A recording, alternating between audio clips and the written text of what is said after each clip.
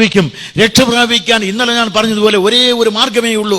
ഞങ്ങൾ രക്ഷകന്മാരല്ല, സഭ രക്ഷിക്കുന്നതല്ല, അതുപോലെ ഒന്നും രക്ഷിക്കയില്ല. നേരെ മറിച്ച് രക്ഷിക്കുവാൻ കഴിയുന്നവൻ ഒരുത്തനേ ഉള്ളൂ, കർത്താവായ യേശുക്രിസ്തുവിൽ വിശ്വസിക്കുക, എന്നാൽ നീ രക്ഷിക്കപ്പെടും. അതുകൊണ്ട് യേശുക്രിസ്തുവിൽ വിശ്വസിച്ചാൽ നിങ്ങൾ രക്ഷിക്കപ്പെടും. അതുകൊണ്ട് പ്രിയ സഹോദരി സഹോദരന്മാരെ, നിങ്ങൾ ആരെങ്കിലും രക്ഷിക്കപ്പെടാത്തവരായി ഉണ്ടെങ്കിൽ ഈ സന്ദർഭത്തിൽ പ്രത്യേക ഒരു തീരുമാനത്തിലേക്ക് വരിക. കർത്താവിനെ കാൽവരിയിലെ ക്രൂശിൽ കൊല്ലാനുള്ള കാരണം നമ്മുടെ പാപമാണ്. പാപമനെ ക്രൂശിലെത്തിച്ചിരിക്കുകയാണ്. വിശദീകരിക്കാൻ അർദ്ധരാത്രി സ്ഥലം ഫിലിപ്പിയൻ കാരാഗ്രഹം, സംഭവം കാരാഗ്രഹപ്രമാണി മരണം കൊതിച്ചു നിൽക്കുന്നു. ഈ സമയത്ത് പൗലോസിന്റെ പ്രഖ്യാപനം, കർത്താവായ യേശുക്രിസ്തുവിൽ വിശ്വസിക്കുക. എന്തുകൊണ്ട്?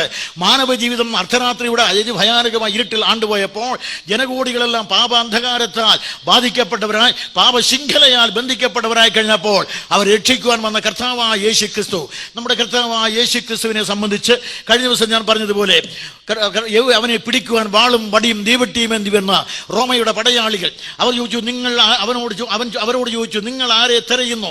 നസ്രായനായ യേശുവിനെ. അത് ഞാൻ തന്നെ. ഇത് പറഞ്ഞപ്പോൾ അവരെല്ലാവരും താഴെ വീഴുകയുണ്ടായി. പക്ഷേ ഒരു കാര്യം കൂടെ, ആരെ തിരയുന്നു എന്ന് അവൻ ചോദിക്കുമ്പോൾ ഇവൻ കൃഷ്ണൻകുട്ടി അവിടെ ഉണ്ടായിരുന്നെങ്കിൽ പൊന്നാട കൊടുക്കാൻ കാശില്ലാത്തത് കൊണ്ട് ഒരു പൂമാല വാങ്ങിക്കൊടുത്ത് പറയും, അല്ലയോ കർത്താവേ, ആരെ തിരയുന്നു എന്നാണ് അങ്ങ് ചോദിക്കുന്നത്.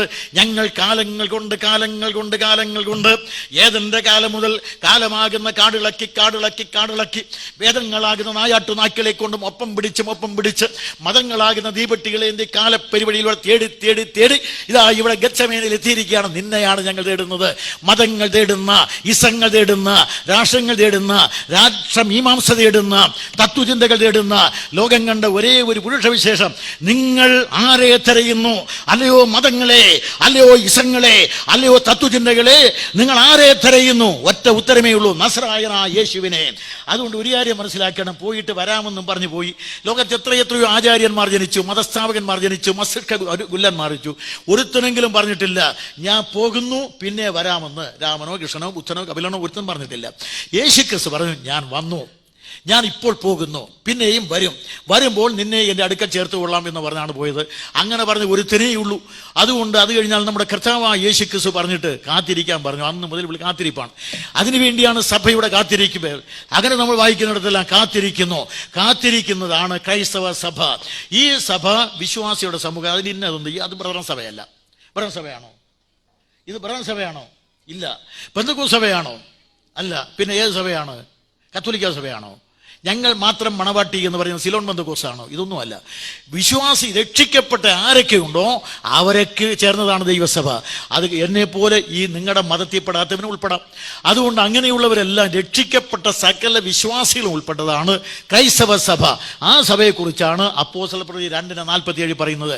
രക്ഷിക്കപ്പെടുന്നവരെ കർത്താവ് ദിനംപ്രതി സഭയോട്, ഈ സഭയെ ചേർക്കാനാണ് കർത്താവ് വരുന്നത്. കാക്കകൾ എത്ര വിചാരിച്ചാലും ക്രാ എന്നല്ലാതെ വേറൊന്നും വരികയില്ല.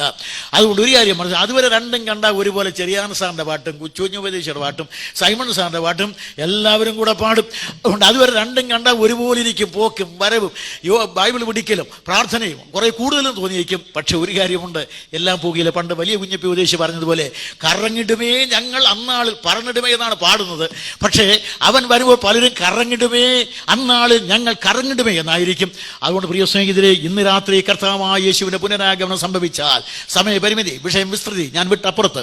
അതുകൊണ്ട് ഇന്ന് രാത്രി കർത്താവായ യേശുക്രിസ്തു വന്നാൽ എന്തായിരിക്കും? ഇന്ന് രാത്രി അവന്റെ കാഹളം ധ്വനിക്കാം.